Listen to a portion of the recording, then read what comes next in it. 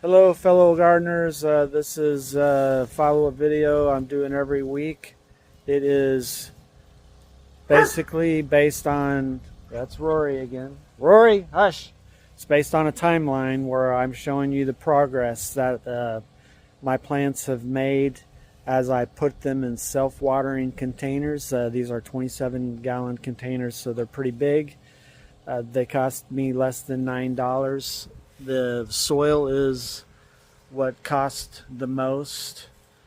All in all, it's about, for what I spend, about $50 a container. And I know that's a lot of money, but when you're looking at something that will last you many growing seasons, it's probably well worth it.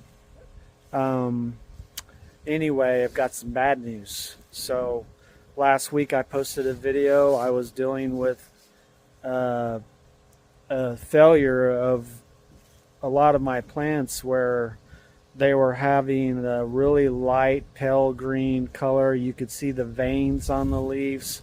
It was happening to new growth, new early shoots, but it seemed to hit overnight. I'm talking, it hit my squash, it hit my cucumbers, and it really hit the cantaloupe. And so I had to go and do a lot of clipping and trimming, and I hit everything with a fungicide, and I showed y'all last week on what I recommended. And though that fungicide works great, I had misdiagnosed this problem, and I do not know if everyone is familiar, but plants can get viruses. And the virus is spread by aphids or squash beetles, and they'll go to an infected plant, and then they will transmit that over into your garden. And I guess they can transmit it pretty quickly throughout your grow. And the only thing you can do when your plant gets a virus is to eradicate your plant. And you do not want to add that plant to your compost pile if you do compost. Now, it's been a sad day for me. I realized that this morning, and I got myself a large garbage sack, and I basically cut down most of my plants. The tomatoes that I grow are still beautiful, so they must be resistant to this. But my squash, my cucumbers, and the cantaloupe, they just all had the symptoms. And it's a really pale, light colored green leaf, new growth, and your plant stops growing. My cucumbers were just growing 6 inches a day, and then they just stopped. So I basically had to eradicate everything, and I went and got replacements because I'm not going to give up on this. It's luckily, this, for me, I'm an optimist. I try to see the positive in everything, and this did happen early.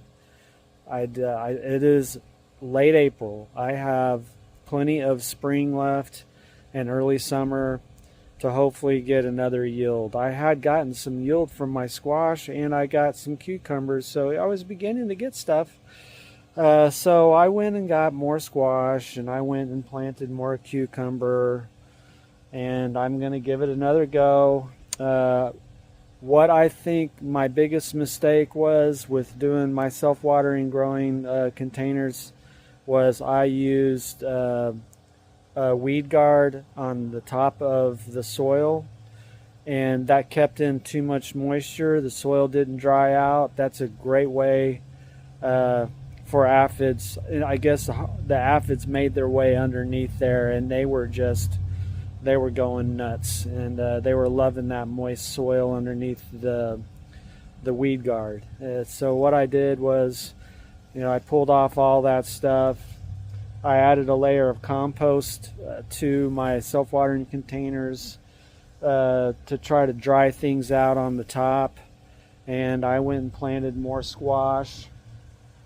Now I did realize that I went a little too. I put two squash on the self-watering container, and they were fighting each other, as well as about midweek I did remove one of my tomato plants, and I've been showing you every week because it's just the tomato needs one container. It'll fill it up, and it already has started. So I'm going to show you what's going on.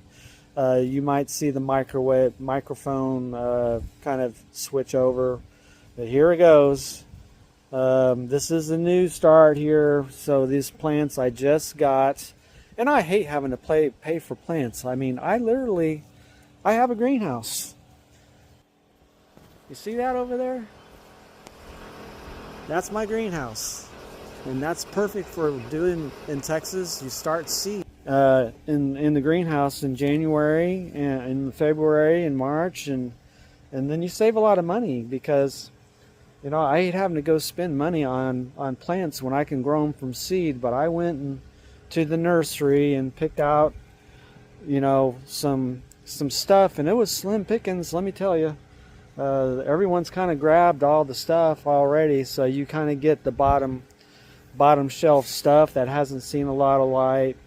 So I'll show you what I've got now.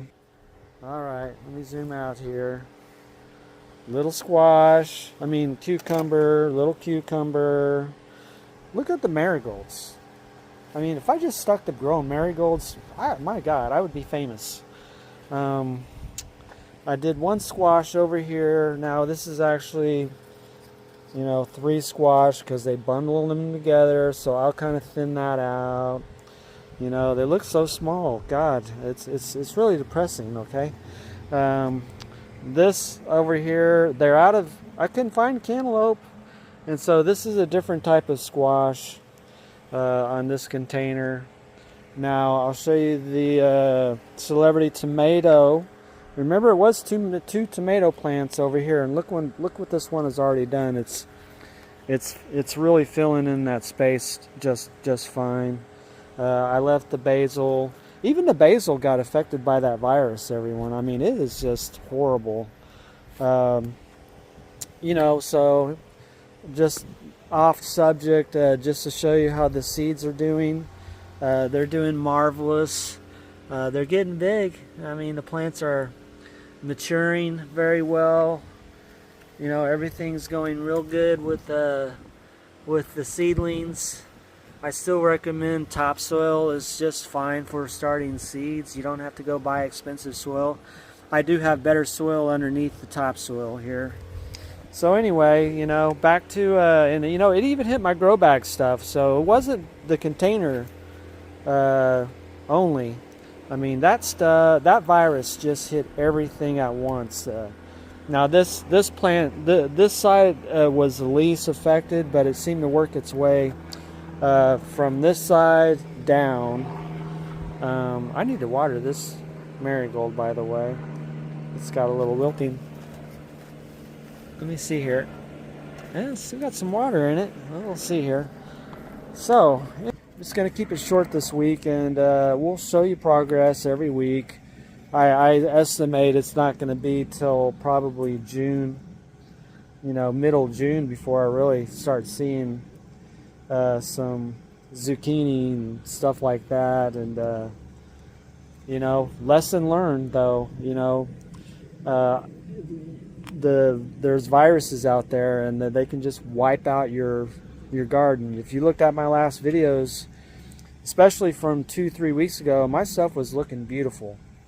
Now what's crazy is if you look at my tomato plant, this is just one of them. It's just beautiful. I mean, look at those tomatoes. I've got just tomatoes just going up everywhere. I mean, this plant the tomatoes are so strong, and they are so resilient and resistant to dealing with a lot of these nuances. This is another tomato plant I have. I mean, everything, it's just perfect. I mean, there's just not one thing wrong with the tomatoes.